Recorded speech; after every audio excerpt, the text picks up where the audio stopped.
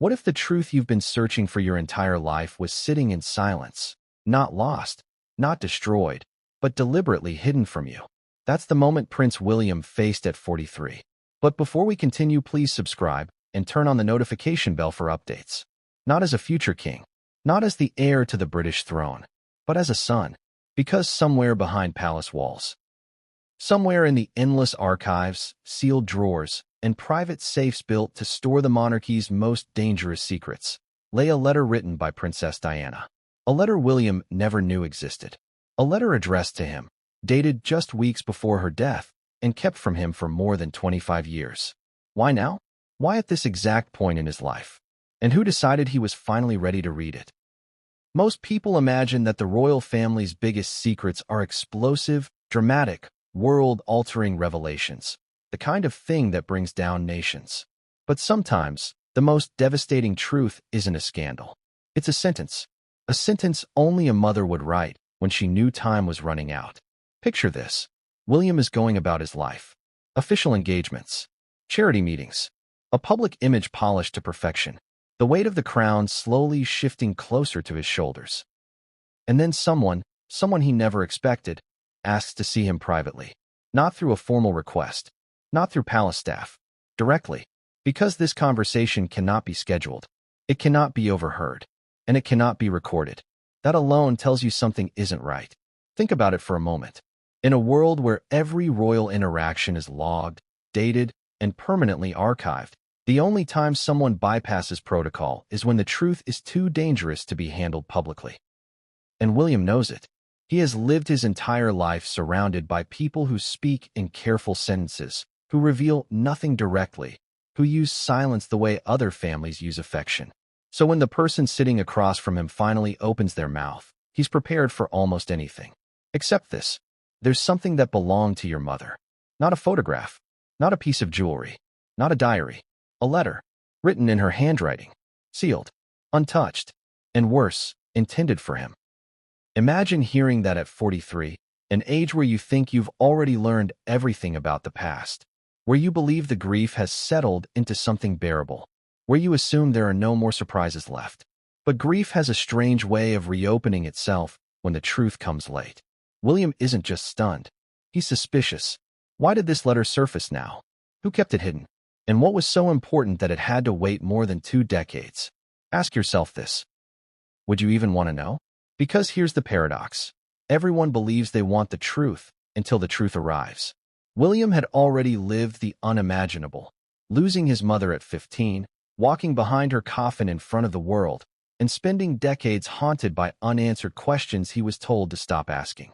So when he hears the words, "She wrote to you," everything freezes. Not physically, emotionally.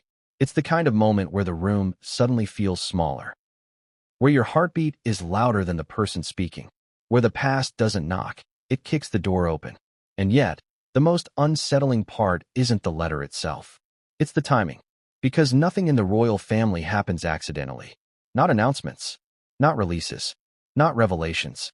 So why did the truth wait until William became the age Diana never reached? 43. An age she never lived to see. An age she feared she wouldn't reach. An age she once spoke about with eerie intuition. Coincidence? Or something else? Before the envelope is even placed in his hands, William senses the shift. There's a heaviness in the air, a silence that feels intentional, and the person delivering the letter looks like someone carrying the weight of a final obligation, something they were instructed to do, but only when the moment was right. That raises another question. Was this planned? Did Diana ask for this? Or did someone make that decision for her? Here's where the story becomes impossible to walk away from. Because the letter wasn't simply misplaced. It wasn't locked away accidentally. It wasn't forgotten in a drawer. It was kept. Which means someone, somewhere, believed William was not supposed to read it. Not as a teenager, not as a young man, not even as a new husband or father. Only now. At 43. Ask yourself, what kind of message requires that kind of timing? A warning? A confession? A prediction? A goodbye? Or something far more difficult to accept? A truth that would have changed the course of his life too soon. William doesn't open the envelope immediately. And who could blame him? Inside that thin piece of paper is everything he's wanted for 25 years, and everything he's terrified to know. Because once he reads it, there is no going back to the version of his life where the letter didn't exist. But here's the part no one expected. Before William can process the shock of the letter's existence, he learns something even more unsettling. The person who kept it hidden wasn't acting alone. And what comes next will force William to confront a reality he never imagined. Because the letter isn't just a message from the past. It's a doorway. And once he steps through it, the truth waiting on the other side will change everything he thought he knew about his mother and about himself. But before we go any further, pause for just a second and really sit with this. How many secrets can a family survive?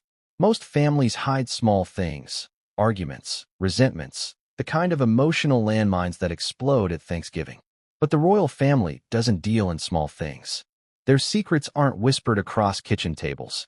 They are buried under concrete, protected by silence, and guarded by people whose job is to make sure the truth never escapes.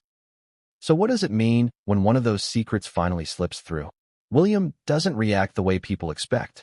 There's no dramatic outburst, no demand for answers, no emotional collapse. He does the one thing every future king is trained to do. He stays still. Stillness is power within the palace. Stillness is control. Stillness means no one can read you. But inside, everything is shifting. Because this isn't just a memory returning. This is a missing piece of his life being handed back to him. And the person who delivers the letter doesn't leave immediately. They wait, almost as if they need to see his reaction, almost as if they fear what happens next. Why? What are they scared of? Do they think William will confront someone? Do they think the truth inside the letter will ignite something bigger? Or is the fear not about William at all, but about what the letter exposes? Here's where the tension tightens. William asks just one question, not why now, not who else knew, but something quieter, more devastating. Was she alone when she wrote it? That tells you everything. This isn't about politics. This isn't about monarchy. This is about a son trying to understand the last days of his mother's life. Because even after decades of public documentaries, investigation reports, biographies, and theories, there are still questions that never found answers. And William has lived with those questions longer than he lived with her. Think about that. He is 43. She died when he was 15. He has now lived 28 years without her, almost twice as long as he lived with her. No child expects that. No son is prepared for that math. So when this letter surfaces, it isn't just history reopening. It is grief waking up. But grief isn't the only thing that returns. Memory does too. Not the ones the world remembers. The balcony kisses, the charity events, the flashing lights. William remembers something the public never saw. Diana as a mother writing school notes, a mother laughing in kitchens, a mother sneaking sweets into lunchboxes, a mother who hugged too tightly because she knew time was unpredictable. Those memories hit differently when a letter appears 25 years late. Because suddenly, the past isn't finished. It's unfinished. And unfinished things demand attention. William doesn't touch the envelope for a long time. It sits on the table between them like something radioactive, small enough to hold, powerful enough to shatter. And here's the twist no one saw coming. The letter wasn't discovered recently. It was held, meaning someone knew about it. Someone had access to it. Someone made a choice. That changes everything. Accidents don't involve choices. Protection does. Which raises the most important question yet. Was the letter hidden to shield William? Or to shield someone else? There's a difference between safeguarding a child's heart and safeguarding a family's reputation. One is love. The other is strategy. And William has lived long enough inside the monarchy to know that those two things rarely operate together. But here's what makes this moment even more complicated. The person who finally turns over the letter doesn't give an explanation. They give a warning, not a threat, not instructions. A warning. Something simple. Something quiet. Something William will think about long after they're gone. Once you read it, you can't unknow it. Imagine hearing that. Imagine knowing the truth you've been waiting for might break more than it heals. Would you still open it? Would you hesitate? Would you walk away? Or would you do exactly what William does? He waits. Not hours. Days. Because sometimes the most terrifying part of the truth is being almost ready for it. But here's what you need to understand. While the world sees William as controlled, polished, emotionally contained, What they don't see is the private version. The son who never got answers, the brother who tried to protect Harry, the child who was forced to grow up on live television. And now, at 43, he is faced with something he never expected. A mother's voice returning long after she's gone. The palace doesn't know about the letter yet. The press doesn't know. Even Harry doesn't know. For the first time in a long time, William is the only one holding a secret, not being kept out of one. But before he opens the envelope, something else happens. Something that changes the direction of the story entirely. He discovers the letter wasn't the only thing Diana left behind. And whatever that second item is, it doesn't just deepen the mystery. It rewrites it. Because the letter wasn't meant to stand alone. It was part of something larger. Something unfinished. Something waiting. And what comes next will force William to confront a truth he never saw coming. One that will pull him deeper into the past than he ever planned to go. How could something written by a mother for her son disappear for more than 25 years? That's the question that enters William's mind before anything else. Not shock, not anger, not grief. A question. Because sometimes the most painful moments don't arrive with screaming. They arrive with silence. Picture the scene. It's not dramatic. It's not public. It's not surrounded by cameras or flashing lights. It starts in a small, private room inside Kensington Palace. A place the public never sees. A place designed for conversations that can never appear in history books. The kind of room where time feels slower, where the walls seem too close, where every sound echoes just a little too loudly. William is not expecting anything unusual that day. His schedule looks normal. Meetings, briefings, handshakes, the usual choreography of royal life. But behind the polished routine, something else is at work. Someone has requested to see him privately. No context, no explanation. Just a message delivered through a channel that never gets used unless the matter is too sensitive to leave a trail. And that alone is enough to make William pause. Because in the royal world, the way a message arrives tells you everything. An email means business. A phone call means urgency. A handwritten note means significance. But a direct, in-person request without protocol? That means secrecy. William agrees. Not because he's curious, but because he knows he has no choice. In the monarchy, refusing a meeting can sometimes be louder than accepting one.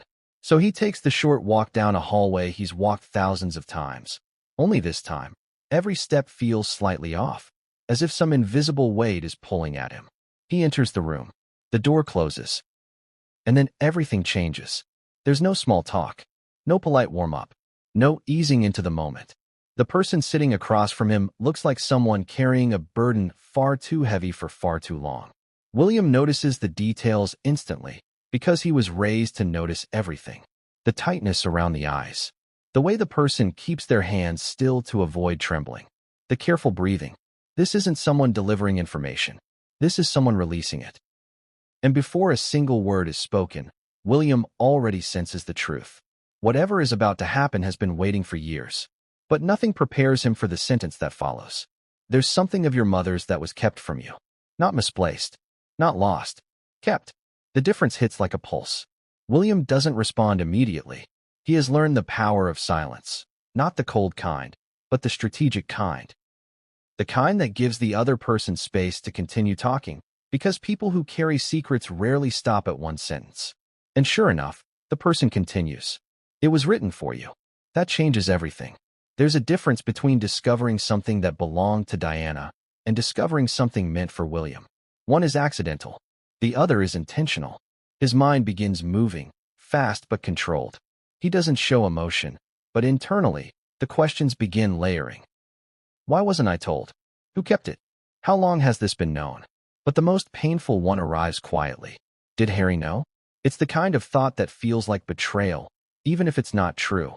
Because grief is never just about the person who left. It's about the people who stayed. William asks nothing aloud. He waits. And then the moment arrives.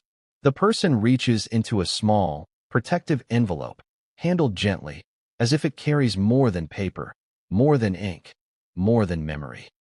And they place it on the table. A single envelope. Unopened. Unmarked by time. Preserved as if the past refused to fade. William doesn't touch it. He recognizes the handwriting instantly. Even after 25 years, he knows it. Because a child never forgets the handwriting of a mother. It's the same script from old birthday cards, from school notes tucked into bags, from small messages left on pillows before leaving for trips. Soft, rounded, emotional.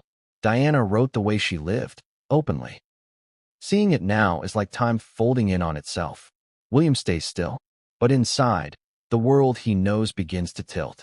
The person across from him explains, slowly, carefully, but the explanation raises more questions than answers. The letter was held back for your protection. William hears the words, but they don't make sense. Protection? From what? From whom? And why did that protection last longer than his childhood? Protection ends when a child becomes an adult. But this didn't. So what was so powerful inside that letter that someone decided William wasn't ready? Not at 15, not at 25, not even at 35? Why only now?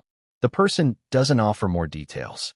They look exhausted, as if speaking the words was the final task in a promise they never wanted to keep.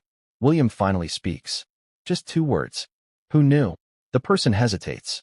Not because they don't have the answer, but because saying it out loud makes it real. And William can read hesitation like a language. It tells him the truth long before the words arrive. Someone close. Someone trusted. Someone with authority. Someone who made a decision on his behalf. But before he can push further, the person adds something unexpected. I tried before. William looks up. Before? What does that mean?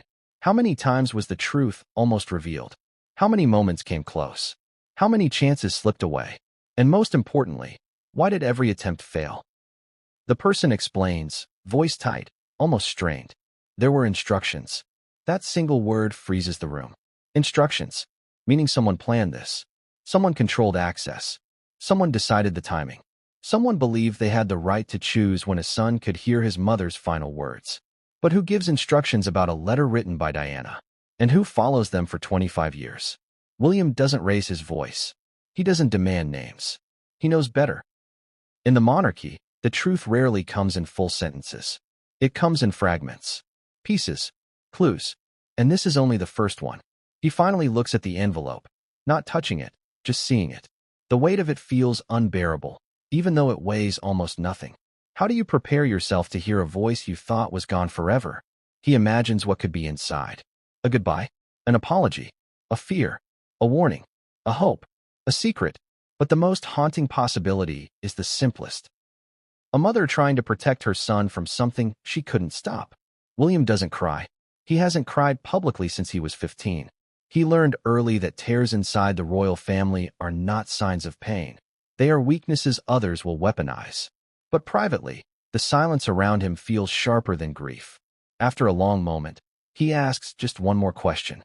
When was it found? The answer is worse than he expects. It wasn't found recently. Meaning the letter didn't surface because someone discovered it last week. It surfaced because someone finally chose to release it. Which means someone had possession of it all this time. Someone decided when William could receive it. Someone controlled the final words of his mother like they were state documents rather than a message between parent and child. The betrayal isn't loud. It's quiet. Because sometimes the deepest wounds don't come from enemies. They come from people who believe they're doing the right thing. And before William can process the magnitude of that truth, something else happens. Something subtle, but devastating. The person who delivered the letter stands to leave. Not quickly, slowly, as if they're walking away from the final responsibility they held for decades. But before they reach the door, William asks one last question. Why now? The person stops, turns, and answers with something William never saw coming. Because the person who kept it is gone. Not gone as in missing, gone as in dead, meaning the secret didn't resurface by choice. It resurfaced because the one person who stood between William and the truth can no longer prevent it. And just like that, the story changes direction. Because now, this isn't just about a letter. It's about the person who hid it. Who were they? Why did they do it? And what exactly were they trying to prevent? But what comes next will shake William even deeper. Because when he finally learns who that person was, it won't just shock him. It will break him. The silence after that answer is heavy enough to feel like a physical presence in the room. Gone. The word settles like dust in the air, slowly, quietly, but impossible to ignore. William doesn't ask who it is. He already knows the rules. In the royal world, names are never given freely. They are earned through patience, timing, and controlled pressure. So he waits. But internally, his mind begins scanning through possibilities. Who had access to Diana's personal belongings? Who had the authority to withhold something from her sons? Who would believe they were protecting the monarchy rather than betraying a family? It isn't a long list. And that's what makes it worse. Because in the royal system, the fewer the suspects, the deeper the wound. The person who delivered the letter doesn't elaborate. They simply add one final sentence before leaving the room. One that doesn't explain anything, but changes everything. They wanted you to have it when you were ready. Ready. The word feels insulting and heartbreaking at the same time. How does someone else decide when you're ready to hear your mother's voice? William sits alone after the door closes. The letter is still on the table. Unopened, unmoved, silent. But the silence isn't empty. It's full of 25 years of missing answers. And suddenly, memories he has spent decades learning to control begin breaking through. Not the public ones. The televised smiles, the balcony appearances, the carefully staged photographs. The private ones. Diana sitting on the floor while William and Harry built Lego towers. Diana laughing so hard she cried when the boys played pranks on palace staff. Diana hugging them tightly before traveling alone. Longer hugs than necessary, the kind that made sense only after she was gone. Those memories don't age. They pause. And now, the letter threatens to unfreeze them. William doesn't touch it. Not out of fear, but because he knows what opening it means. Once he breaks the seal, the past becomes present. Once he reads the words, the truth stops being hypothetical. Once he knows what his mother wrote, he can never return to the version of his life where the letter didn't exist. And that realization reveals something unexpected. This moment isn't about grief. It's about choice. For the first time in decades, William has power over something connected to his mother. The monarchy cannot control how he reads it. The press cannot twist it. Advisors cannot filter it. This truth belongs to him, and that makes it heavier than any crown he will ever wear.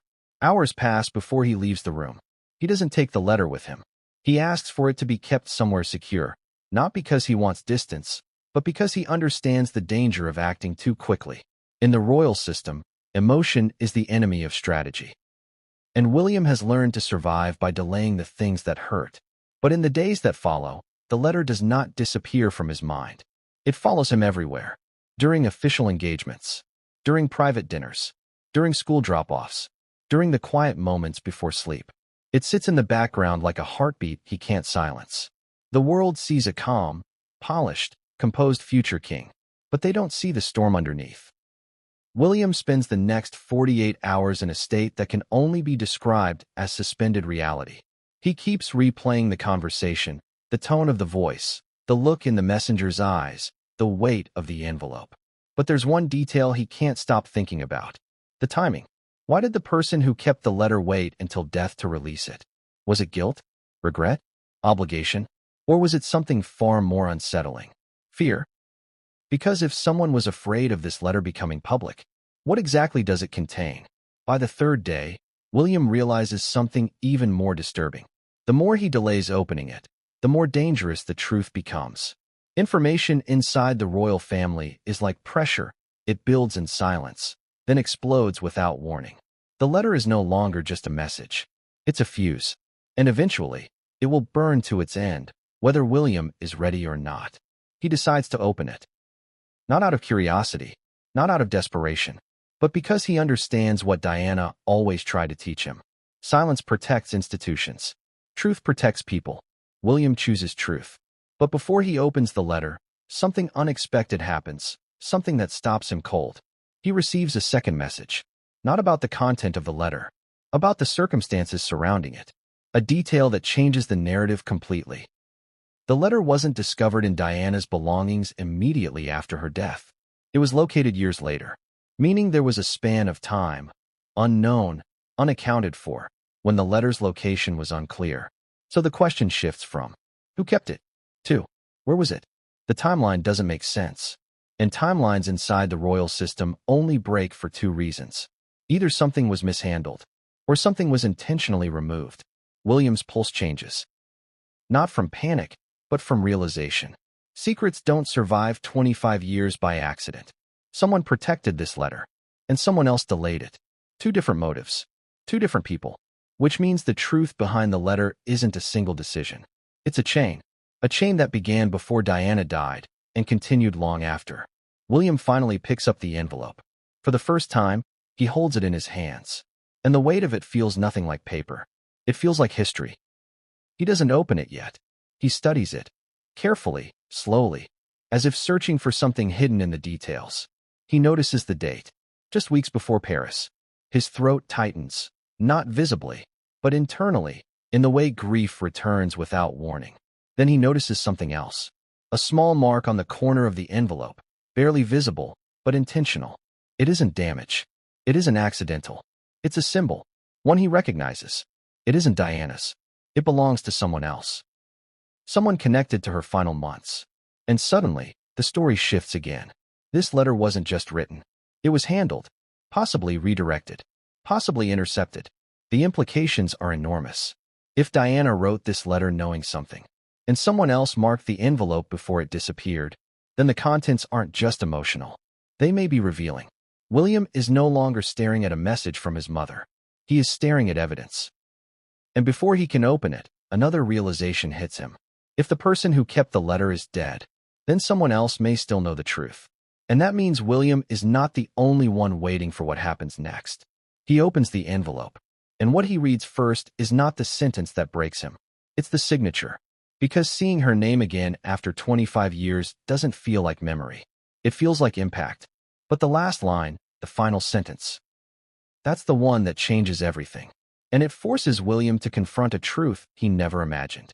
Because the letter wasn't meant to give him closure. It was meant to prepare him. But for what? He doesn't yet understand. And what comes next is not just emotional. It's explosive. Why would someone wait 25 years to come forward? It's the first question that hits William after the shock begins to settle. Not physically, but mentally, the way truth rearranges itself when new information enters the room. Because people don't hold on to letters like this by accident. Silence is a choice. Delay is a decision. And timing is never random inside the royal world. So what kind of person carries a secret for more than 2 decades and then decides, suddenly, quietly, that now is the moment to reveal it? The answer begins not with William, but with the person who delivers the letter. A person who has spent years living in the shadows of royal history. Someone whose existence rarely appears in public records, photographs, or headlines.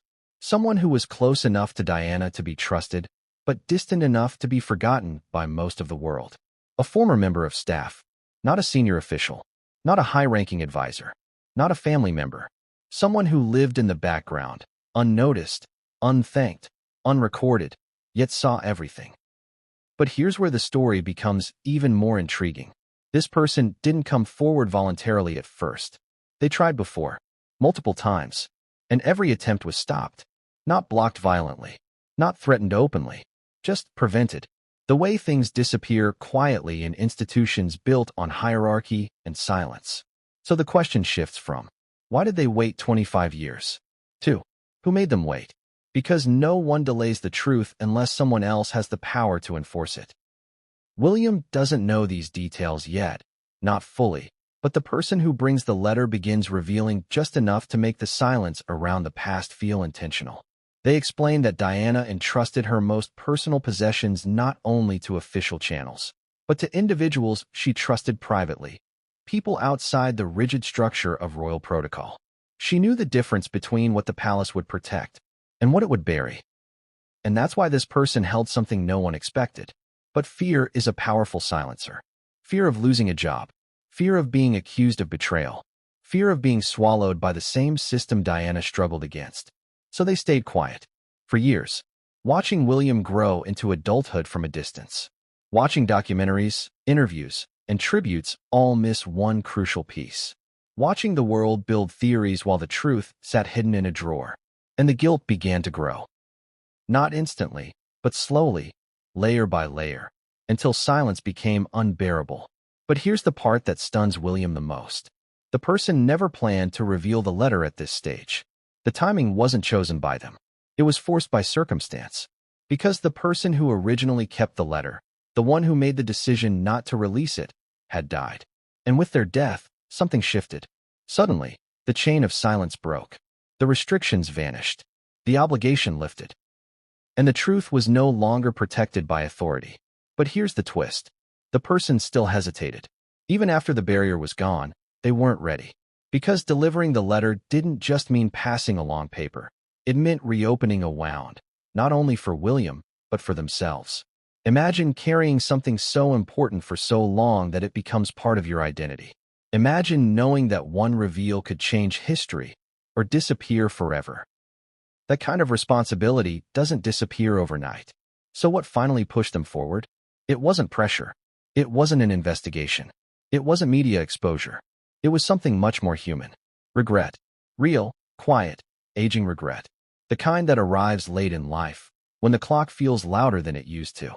When the weight of what you didn't do becomes heavier than the fear of what might happen if you finally act. That's what changed everything. The person realized the truth wasn't theirs to keep anymore. It belonged to William. But guilt wasn't the only reason. There was something else, something deeper, more unsettling. A confession. The person admits something unexpected. I wasn't supposed to hold it this long. William's expression doesn't change, but internally, the meaning lands hard. Not supposed to. Meaning there was an original plan. Meaning the timing was predetermined. Meaning someone decided when William was meant to receive the letter, but that plan never happened. Something interrupted it. Something, or someone, changed the outcome. And that changes the entire emotional landscape. Because now, the question isn't just who kept the letter. It's, what went wrong? The person continues, slowly, as if each sentence cost them something.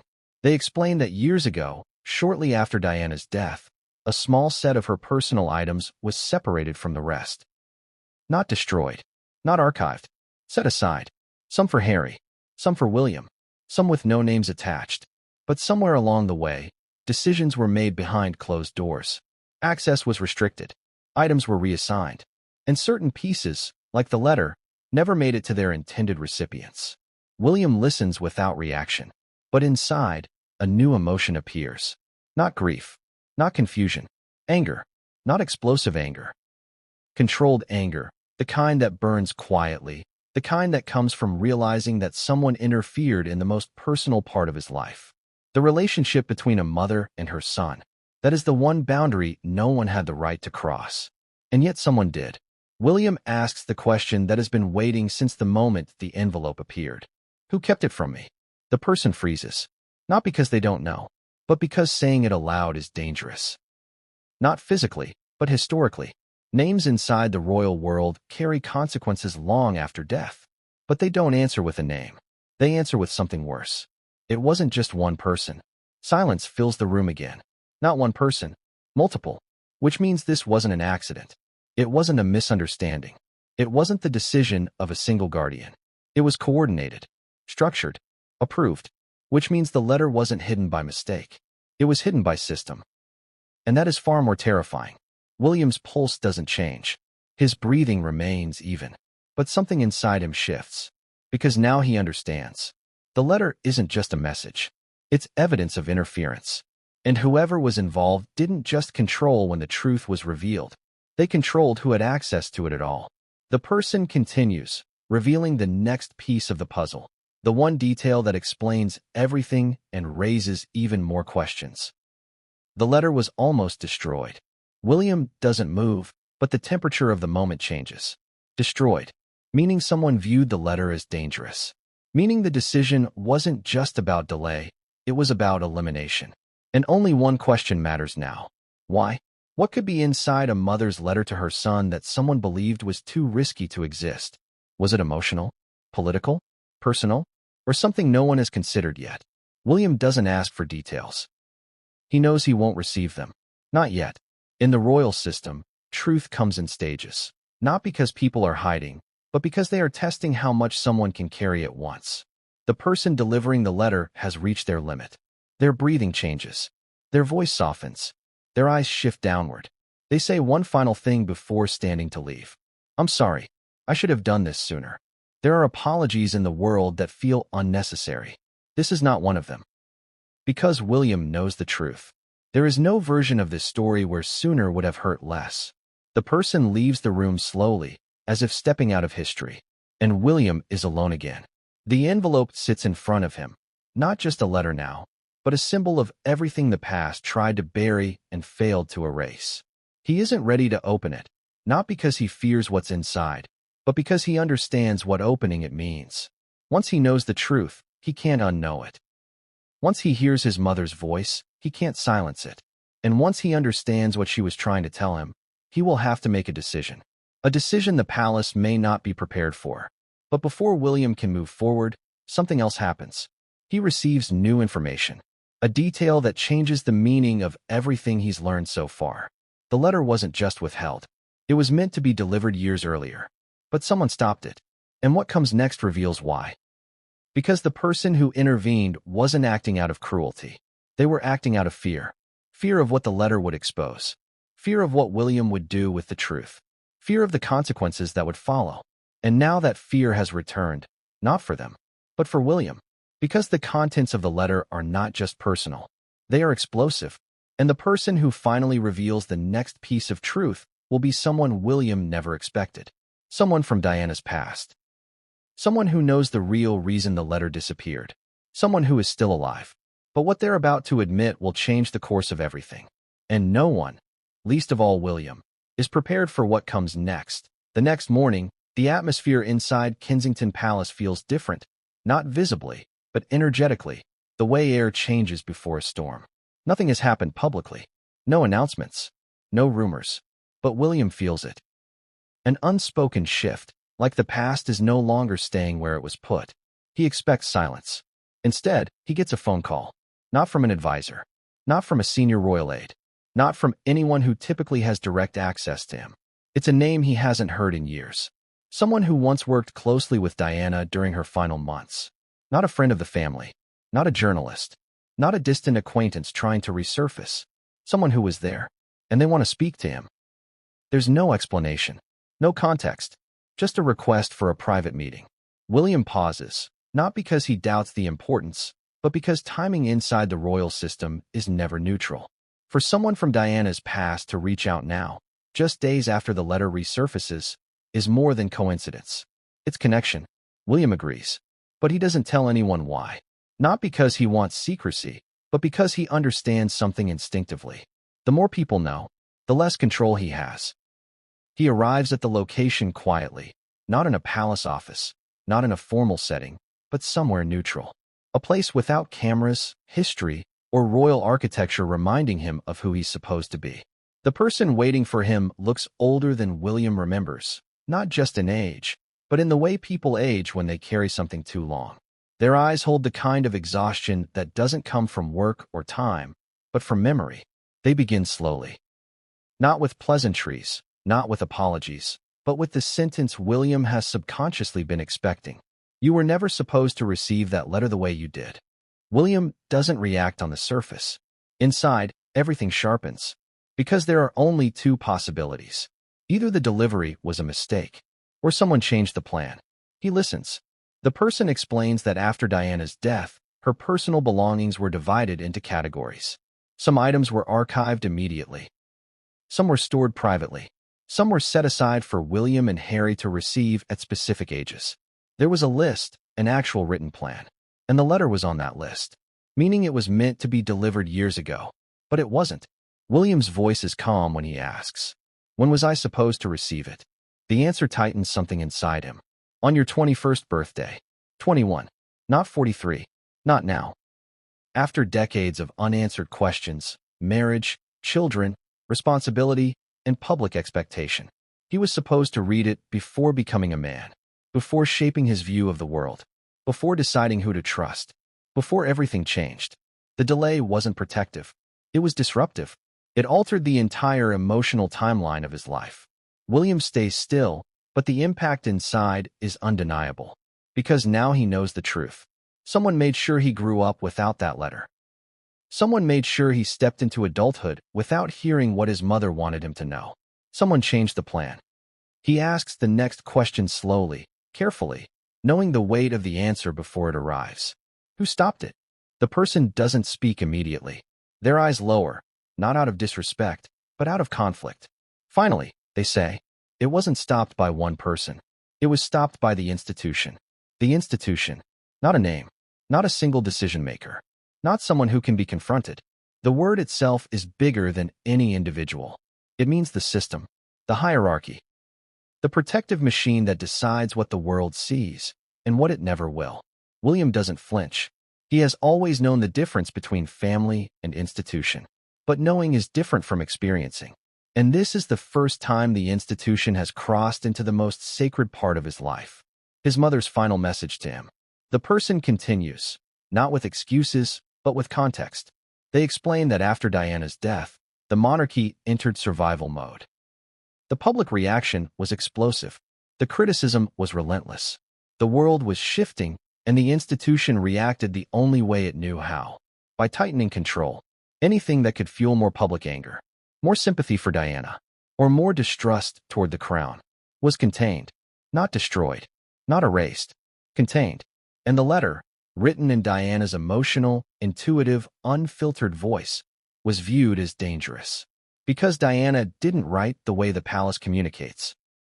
She wrote like a human being, raw, direct, unedited. And emotional truth is the most threatening form of truth inside a system built on perception. So the letter was removed from the delivery schedule. Not permanently, just indefinitely, until someone decided it was safe. But here is the chilling part. No one ever updated the plan. The letter simply disappeared, lost between intention and silence. William isn't angry at the person sitting across from him. He's angry at something far more unreachable. The idea that someone believed the institution had more right to his mother's words than he did. The person finally reveals why they came forward now. Not because the barrier died. Not because the timing felt right. Not because they wanted redemption. But because something unsettled them. Something they learned recently. They lower their voice before speaking, as if the walls themselves shouldn't hear it. You weren't the only one the letter was meant for. William's breath changes, not visibly, but internally, in the way a realization hits before it makes sense. Not the only one. There are only two possibilities. Either the letter mentions someone else, or there was a second letter. William doesn't ask which. He already knows. Because suddenly, the most painful question resurfaces, the one he pushed away the moment the envelope appeared. Why wasn't Harry told? The person continues. Not hesitating, not softening. There was another envelope. Another. Not a copy. Not a draft. Another message. Identical handwriting. Different recipient. And that envelope is missing. Not delayed. Not withheld. Missing. William's pulse changes again. Not from fear, but from something colder. Pattern recognition. Because now, the situation is not about one letter. It's about two. One withheld. One unaccounted for. Which means the disappearance was not accidental. It was selective. Someone decided what William was allowed to know, and what Harry was not. The person doesn't know where the second letter went. No record, no trace, no explanation, just absence. And absence in the royal world is more dangerous than evidence. Because evidence can be found, absence can be denied. William doesn't speak for a long moment. Not because he doesn't have questions, but because he understands the magnitude of what this means. The letter he received is not the whole truth. It's half of something bigger. And whatever was written for Harry may change everything, including the meaning of the message William hasn't fully processed yet. The person ends the meeting with a final warning. Not emotional, not dramatic, just honest. Be careful who you ask next. Some people don't want this reopened. William nods, but the truth is already clear. This isn't just a discovery. It's the beginning. Because now, he isn't searching for a letter. He's searching for the truth that disappeared with it.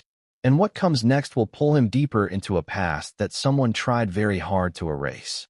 But the most dangerous part isn't what William already knows. It's what he's about to uncover. And the person who reveals the next piece of truth will not come willingly. What could be dangerous about a mother's final words? That question sits in William's mind like a stone in a pond.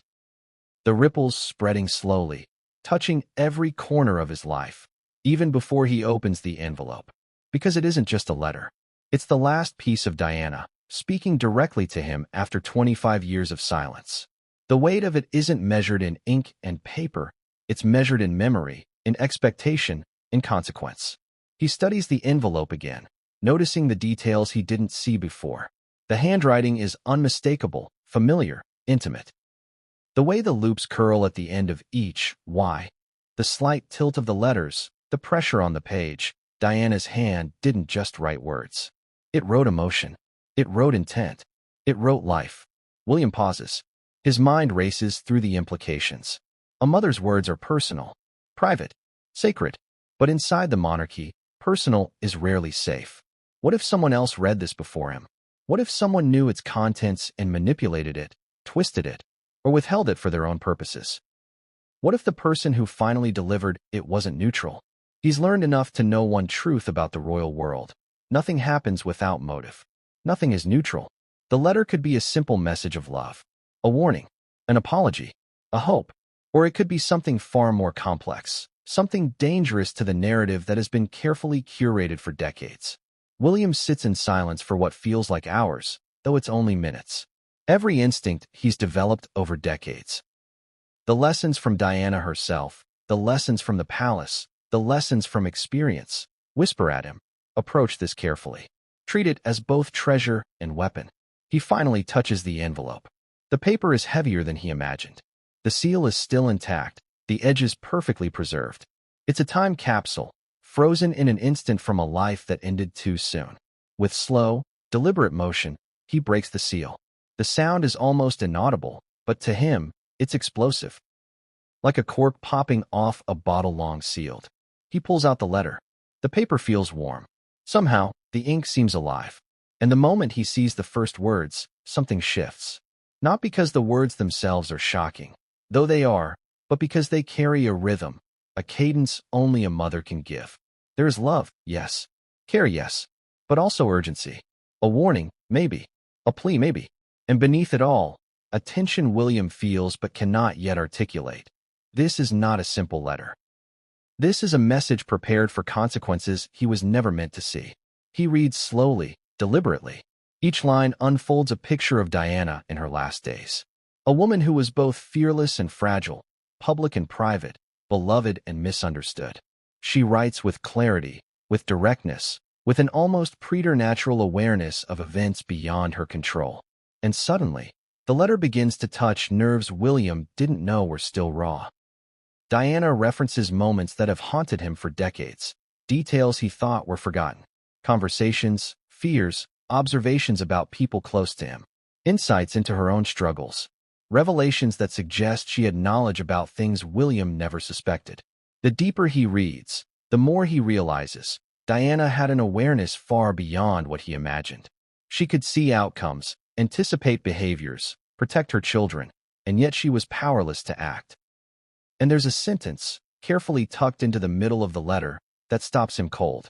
I know they may try to keep you from the truth, William, but you must see it for yourself when the time comes. The phrasing is almost a riddle. Who is they? What is the truth? And how long was she aware that this might be necessary? William rereads it. Each word weighs more than the last. He can feel her presence in the room, a voice that speaks across decades, across tragedy, across carefully maintained silence. And it terrifies him, not just because of what she knew, but because of what she expected him to do. He asks himself questions he can't answer. Was Diana trying to warn him, protect him, or prepare him? Was there someone she distrusted? A secret she was keeping from others? And then it hits him. This isn't just a personal letter. It's an instruction manual for surviving the world without her. A map of dangers no one had ever told him about. A coded message wrapped in love. Every paragraph, every line, every carefully chosen word feels deliberate, calculated, not in the sense of manipulation, but in the sense of foresight.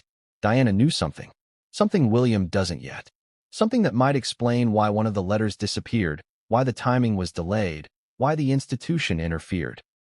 And then he sees a notation at the bottom of the page, a mark that isn't his mother's handwriting, a small, subtle symbol, easy to miss if he weren't trained to notice. His heart skips. That symbol belongs to someone else. Someone from Diana's final circle. Someone who had influence. Someone who had authority. Suddenly, the letter is no longer just a message. It is evidence. A clue. A puzzle waiting for him to solve. And the realization crashes over him. The contents of this letter are not isolated. They connect to events he has lived through. They connect to decisions he has made without knowing the full context. They connect to the hidden structures of power, influence, and secrecy that have guided his life from childhood. William sits back. The letter rests on his lap. The words blur slightly, not from tears, but from the sudden weight of understanding. This isn't merely about grief. This isn't about loss. This is about revelation. About a reality carefully managed and curated, now cracked open by a piece of paper. And then he notices something else. A line she wrote that he can't interpret fully, a reference to someone else, someone unnamed, someone who was supposed to receive a similar message, but never did. It's a breadcrumb, a signal, a mystery wrapped in a mother's love. And William knows, instinctively, that discovering who this other person was, and why they never received the letter, is going to take him deeper into Diana's world than he ever imagined. A world he thought he knew. A world filled with shadows, whispers, and secrets. And the cliffhanger hits like a pulse in his chest. The letter, in all its beauty, in all its maternal precision, is only half the story. Because if someone else was meant to receive a letter, and didn't, then there's a part of Diana's final message still out there. A piece of the truth that William has not yet uncovered. And that means the journey has only just begun. What did Diana know, and when did she know it? That question presses into William's mind as he sits alone with the letter, the words still echoing in the quiet of the room. He has lived decades trying to piece together fragments of his mother's life, clues hidden in interviews, charitable work, and whispered recollections. But nothing could prepare him for this. The knowledge that Diana had been planning, observing, and warning him all along, and that he had missed it. William begins to trace the timeline. Weeks before her death, Paris, media frenzy, courtly pressures, personal relationships strained to the breaking point. The letter had been written amidst this chaos, yet the tone is calm, intimate, almost eerily composed. She was strategic, precise, but also desperate. Every line reveals insight not just into her emotions, but into her awareness of the world around her. Diana writes about people she trusts, people she doubts, events she fears might occur, subtle warnings about whom to trust and whom to question. She writes about fear, not for herself, but for her sons. William's chest tightens, because he realizes Diana saw more than he, or anyone, suspected. She knew about the pressures he would face, the manipulations, the calculated moves behind the scenes. She knew that even as a child, he would be targeted, observed, and influenced in ways invisible to him. And yet, she also expresses hope, a quiet, almost imperceptible optimism threaded between warnings. She believed he could navigate it. She believed he could survive. She believed that her sons were strong enough, smart enough, to recognize truth when it came, but only if they were prepared. William rereads a line where Diana subtly references an ally. Someone he knew but whose intentions he never fully understood. Her words are gentle, almost playful, a reminder to pay attention, to notice patterns, to trust instincts over appearances. The letter is filled with contradictions. Warnings disguised as comfort, pleas disguised as instructions, insights into events that hadn't yet occurred but that she predicted with astonishing clarity. She writes as though she is both mother and oracle, aware of outcomes, but powerless to prevent them. And it dawns on William that this wasn't just a letter about feelings. It was a map, a guide, a manual for survival in a world built to consume those who are not careful. He notices the emotional spikes, moments where her frustration bleeds through the pen, subtle jabs at decisions she feared would be made in his absence, lines that hint at secrets kept from him, lines that imply knowledge of betrayals, manipulations, and hidden dynamics that he had not yet encountered. William pauses. The calm, polished man the world sees is gone in these moments. He is 15 again, walking behind her coffin, absorbing grief and confusion, trying to make sense of the world she left behind. And now, 28 years later, he is 15 again, but with the awareness of a man grown, and the weight of the crown pressing down. He traces another line, one that refers to a person, unnamed, mysterious, but clearly influential. She warns him indirectly, using phrasing that suggests discretion, secrecy, and careful observation. William feels a chill. This isn't just about protection. It's about foresight, manipulation, and survival. She is giving him tools. Tools he never had access to until now. The realization hits him. Diana's final days weren't chaotic in the way the world imagined. They were controlled, orchestrated, and deliberate. Every interaction, every public appearance, every private meeting. She was aware of its potential consequences, and she was trying to prepare her children accordingly. He rereads a passage about trust. It is simple, almost mundane on the surface, yet charged with meaning. A reminder that not everyone who smiles is an ally, that power often hides behind friendliness, and that instincts matter more than appearances. The emotional tension in the letter rises. William feels the spikes of maternal anxiety, tempered with strategic clarity. Diana understood the stakes, and she knew that every move, every word, every secret could shape the future in ways he wouldn't comprehend for years. And then he sees it, a line he cannot ignore, one that directly references her fears about the people around them. Some individuals whose influence was subtle, yet dangerous. People who might mislead, protect, or manipulate based on their own agendas.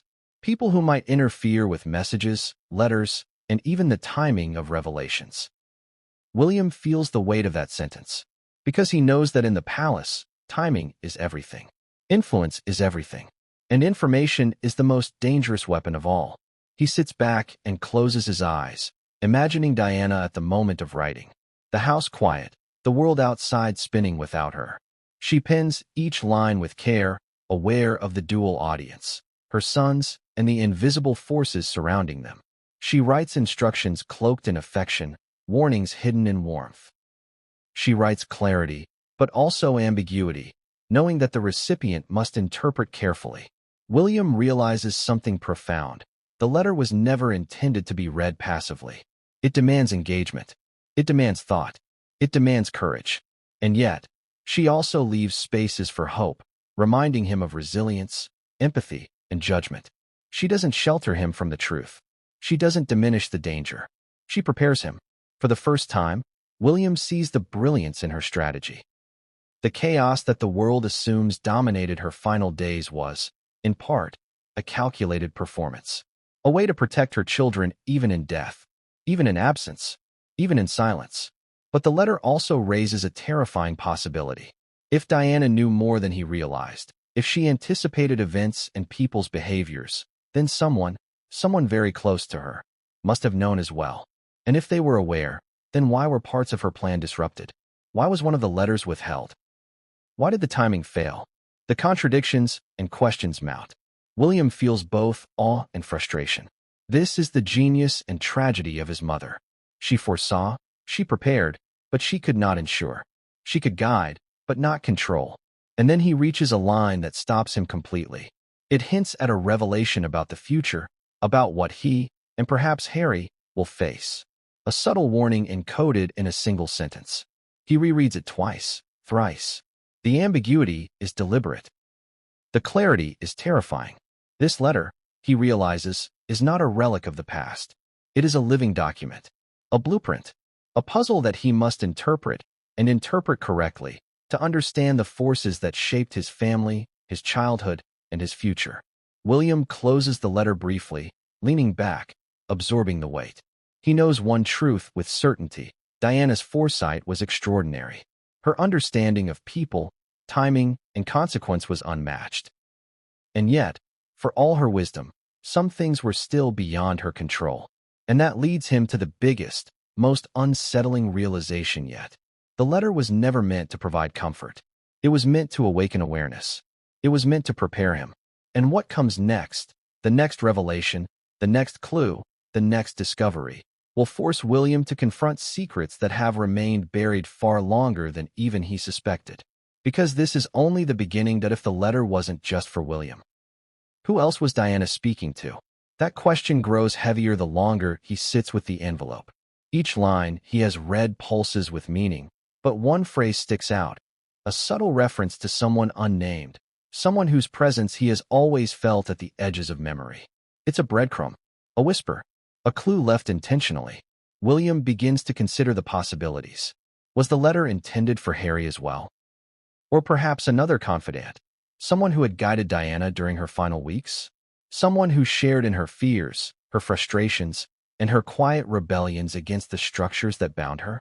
He remembers faint fragments of conversation from childhood, whispers in hallways, staff that spoke carefully, eyes darting as they mentioned plans or instructions. Diana had always moved with purpose, and purpose, in her life, often meant preparing others, teaching, warning, and leaving guidance in forms that were not obvious at first glance.